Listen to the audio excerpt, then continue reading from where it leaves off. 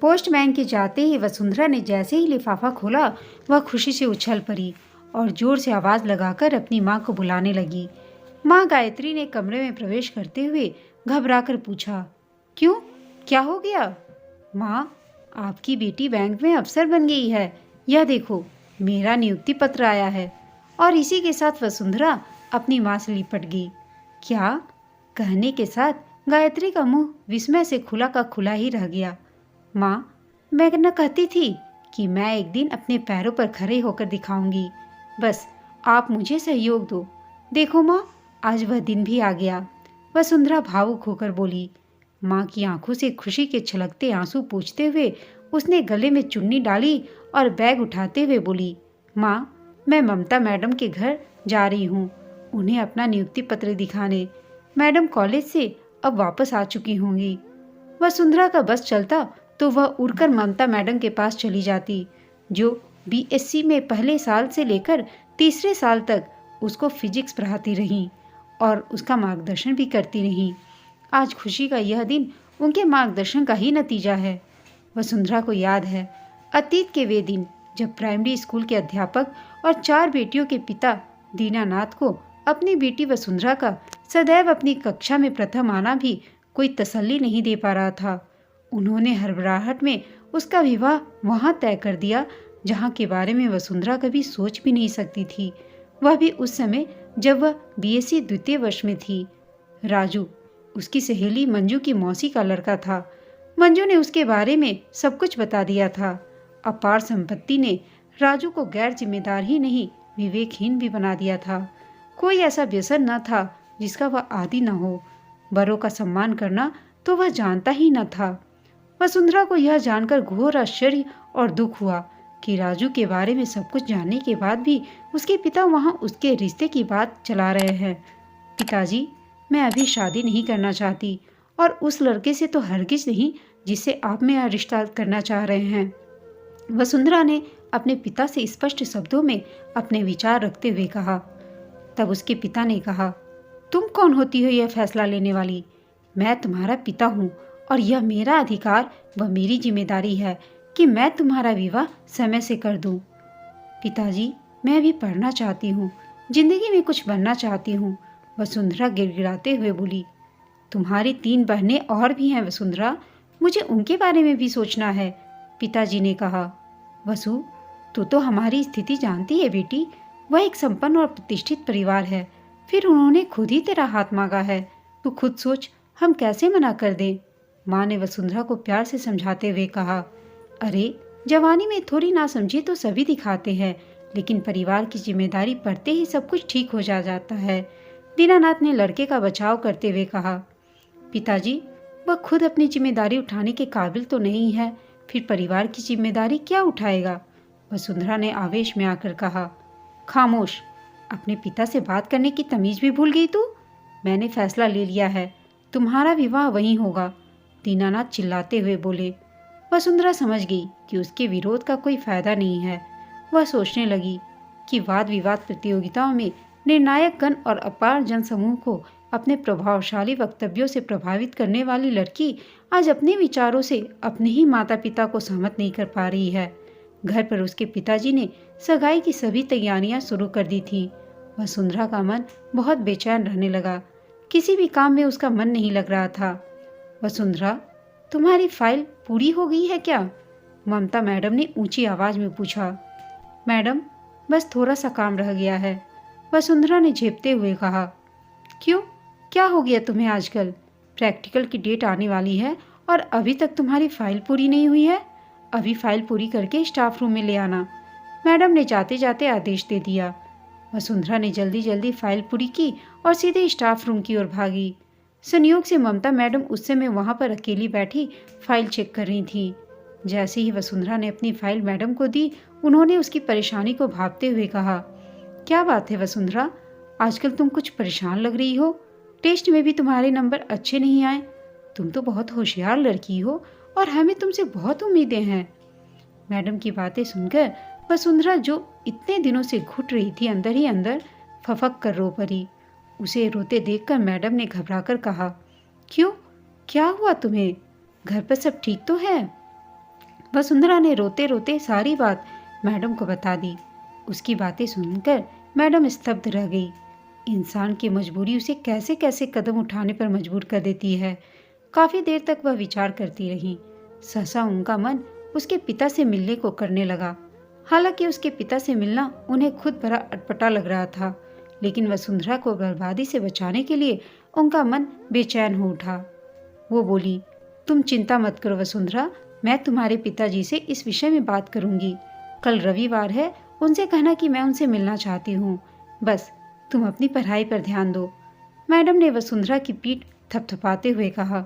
वसुंधरा खुश होकर सहमति से सिर हिलाते हुए चली गई। दीनानाथ रविवार के दिन ममता मैडम के घर मिलने आ गए। उनके पति नीरज भी वहां पर मौजूद थे।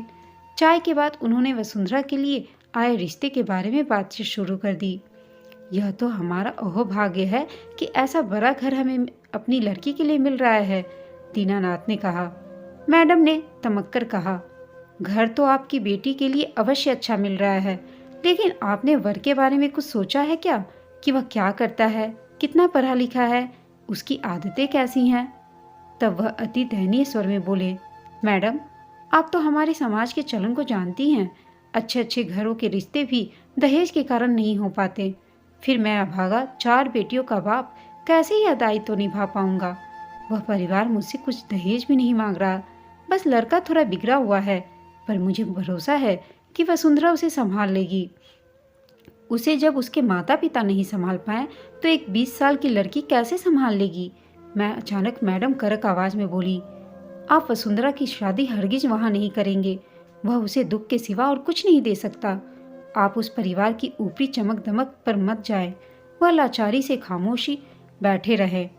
मैडम अपने स्वर को संयत करते हुए उन्हें समझाने लगी। वसुंधरा एक मेधावी छात्रा है, उम्र भी उसकी बहुत कम है।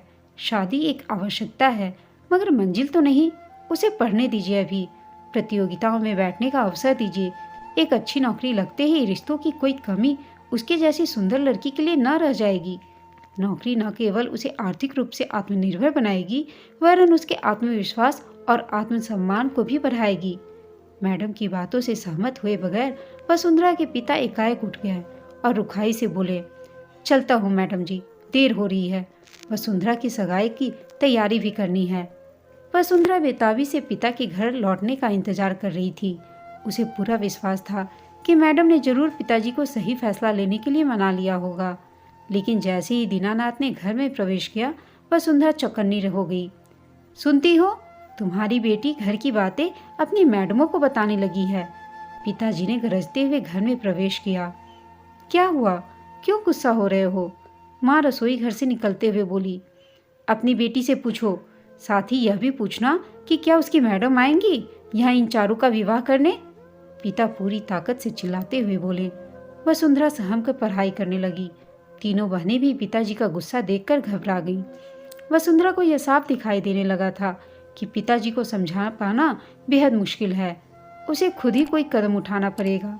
उसने फैसला ले लिया कि वह किसी भी कीमत पर राजू से विवाह नहीं करेगी, भले ही इसके लिए उसे माता पिता के कितने भी खिलाफ क्यों न जाना पड़े। मैडम की बातों से वसुंधरा उस समय एक नए जोश से भर गई। जब दूसरे दिन कॉलेज में उन्होंने कहा, यह लड़ाई तुम्हें स्वयं लड़नी होगी वसुंधरा, बिना किसी दबाव में आए शादी करने के लिए एकदम मना कर दो। तुम्हारी योग्यता तुम्हारी मंजिल के हर रास्ते को खुलेगी। मैं तुम्हें वचन देती हूँ कि मैं तुम्हारा मार्गदर्शन करूँगी। उसने सारी बातों को एक तरफ झटक कर अपने आप को पूरी तरह अपनी आने वाली परीक्षा की तैयारी में डूबा दिया। बेटी, आज कॉलेज मत जाना, लड़के वाले आने वाले हैं। पसंद तो सबको है, बस वह सब तुमसे मिलना चाहते हैं, साथ ही अंगूठी का नाप भी लेना चाहते हैं, माँ ने अनुरोध करते हुए कहा। माँ, मैं पहले ही कह चुकी हूँ कि मैं यह विवाह नहीं करूँगी, वसुंधरा ने किताबें समेटते हुए कहा। क्या कह रही हो? हम जवान दे चुके हैं उसे और सगाई की तैयारी भी कर चुके हैं। अब तो मना करने का कोई प्रश्न ही नहीं उठता, माँ ने वसुंधरा को समझाने की लाख कोशिश करते हुए कहा। फिर मुझे पूरा विश्वास है कि तू उसे अवश्य अपने अनुसार ढाल लेगी। माँ, मैं अपनी जिंदगी और शक्ति एक बिगड़े लड़के को सुधारने में बर्बाद नहीं करूँगी, वसुंधरा ने दृढ़ता से कहा। फिर माँ की ओर मुड़ते हुए बोली, आपके सामने तो घर में ही एक उदाहरण है चाचा जी। क्या चाचा जी को सुधार पाई चाची जी? चाचा जी रोज रात को नशे में धुत होकर घर लौटते हैं और चाची जी अपनी तकदीर को कोसती हुई रोती रहती हैं। उनके तीनों बच्चे सहमे से एक कोने में दुबक जाते हैं। मैं न तो अपने भाग्य को कोसना चाहती हूँ, न उस पर रोना चाहती हूँ। मैं उसका निर्माण करना चाहती हूँ। वसुंधरा ने एक एक शब्द पर जोर देते हुए कहा। फिर माँ, मैं आज वैसे भी नहीं रुक सकती। आज मेरा प्रवेश पत्र मिलने वाला है। 2 बजे तक आ जाना। लड़के वाले 3 बजे तक घर आएंगे। माँ की बात को अनसुना कर वसुंधरा घर से निकल गई। अपने देवर के बारे में सोच गायत्री भी विचलित हो गई और अपनी बेटी का एक संपन्न परिवार में रिश्ता कराने का उनका नशा धीरे धीरे उतरने लगा। कहीं हम कुछ गलत तो नहीं कर रहे हैं अपनी वसु के साथ? गायत्री देवी ने शंका जाहिर करते हुए अपने पति दीनानाथ से कहा। मैं उसका पिता हूँ, कोई दुश्मन नहीं। मुझे पता है क्या सही है और क्या गलत। तुम बेकार की बातें छोड़ो और उनके स्वागत की तैयारी करो, दीनानाथ ने गायत्री को आदेश देते हुए कहा। वसुंधरा ने कॉलेज से अपना प्रवेश पत्र लिया और उसे बैग में डालकर सोचने लगी कि कहाँ जाए। घर जाने का तो कोई प्रश्न ही नहीं उठता था। सहसा उसके कदम मैडम के घर की ओर मुड़ गए। अरे तुम! वसुंधरा को देख मैडम चौंकते हुए बोली। आओ आओ, इस समय घर पर मेरे सिवा कोई नहीं है। वसुंधरा को संकोच करते देख मैडम ने कहा। लक्ष्मी को पानी लाने का आदेश देकर वह सोफे पर बैठते हुए बोली। कहो, कैसी चल रही है तुम्हारी पढ़ाई? मैडम, आज लड़के वाले आ रहे हैं घर पर, वसुंधरा ने बिना मैडम की बात सुने खोए खोए से स्वर में कहा। मैडम ने ध्यान से वसुंधरा को देखा। बिखरे बाल, सूखे होठ, सुंदर सा चेहरा मुरझाया हुआ था। उसे देखकर उन्हें एकाएक बहुत दया आई। जहाँ आजकल माता पिता अपने बच्चों के कैरियर को लेकर इतने सजग हैं, वहाँ इतनी प्रतिभावान लड़की किस प्रकार की उलझनों में फंसी हुई है। तुमने कुछ खाया भी है वसुंधरा? सहसा मैडम ने पूछा और तुरंत लक्ष्मी को खाना लगाने को कहा। खाना खाने के बाद वसुंधरा थोड़ा सामान्य हुई। तुम्हारी कोई समस्या हो तो पूछ सकती हो, मैडम ने उसका ध्यान बटाने के लिए कहा। जी मैडम, है। वसुंधरा के ऐसा कहते ही मैडम उसके प्रश्नों के हल बताने लगी और फिर उन्हें समय का पता ही नहीं चला। अचानक घड़ी पर नजर पड़ी तो 5:45 बज रहे थे। हड़बड़ाते हुए वसुंधरा ने अपना बैग उठाया और बोली, मैडम चलती हूँ। घबराना नहीं वसुंधरा, सब ठीक हो जाएगा, मैडम ने आश्वासन देते हुए कहा। इधर दीनानाथ चिंता से चहलकदमी कर रहे थे। वसुंधरा को देख गुस्से में पांव पटकते हुए अंदर चले गए। आज वसुंधरा को न कोई डर था और न ही कोई अफसोस था अपने माता पिता की आज्ञा की अवहेलना करने का। कहते हैं दृढ़ निश्चय हो, बुलंद इरादे हों और सच्ची लगन हो तो मंजिल के रास्ते खुद ब खुद खुलते चले जाते हैं। ऐसा ही वसुंधरा के साथ हुआ। मैडम की सहेली के पति एक कोचिंग इंस्टीट्यूट चला रहे थे। वहीं पर मैडम ने वसुंधरा का बैंक की प्रतियोगिता परीक्षा की तैयारी के लिए निःशुल्क प्रवेश दिलवाया। मैडम ने उनसे कहा कि भले ही उन्हें वसुंधरा से फीस न मिले, लेकिन वह उनके कोचिंग सेंटर का नाम जरूर रोशन करेगी। यह बात वसुंधरा के उत्कृष्ट एकेडमिक रिकॉर्ड से स्पष्ट थी। समय अपनी रफ्तार से बीत रहा था। बीएससी में वसुंधरा ने कॉलेज में सर्वाधिक अंक प्राप्त किए और आगे की पढ़ाई के लिए गणित में एमएससी में एडमिशन ले लिया। कोचिंग लगातार जारी रखी। मैडम पग पग पर उसके साथ थी। वसुंधरा को इतनी मेहनत करते देख दीनानाथ, जिनकी नाराजगी पूरी तरह से गई नहीं थी, पिघलने लगे।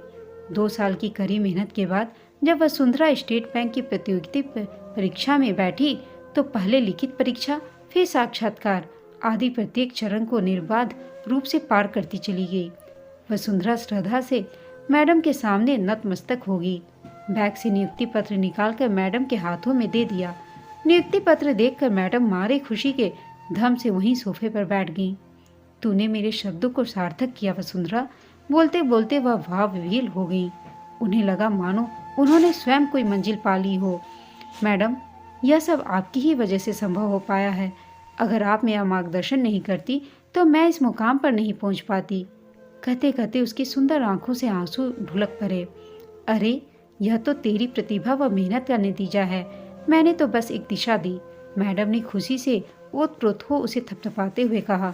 वसुंधरा फिर उत्साहित हो मैडम को बताने लगी कि उसके पहले मुंबई में ट्रेनिंग चलेगी, उसके बाद 2 साल का प्रोबेशन पीरियड, फिर अस्थायी रूप से ऑफिसर के रूप में बैंक के किसी खासा शाखा में नियुक्ति होगी। मैडम प्यार से उसे खुशी से दमकते चेहरे को देखती रह गई। उस समय मैडम तो बेहद खुश हुई।